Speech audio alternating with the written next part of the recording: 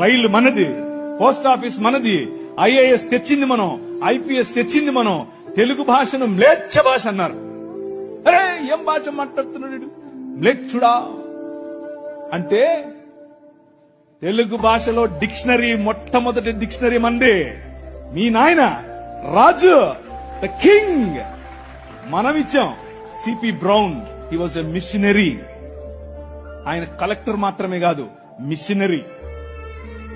తెలుగు భాష గద్య భాగంలో మొట్టమొదటి పేపర్ మనది.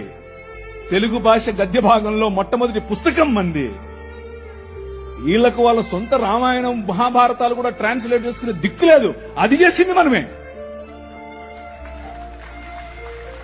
నిజం చెప్తున్నాను, నేను అబద్ధం చెప్పట్లేదు.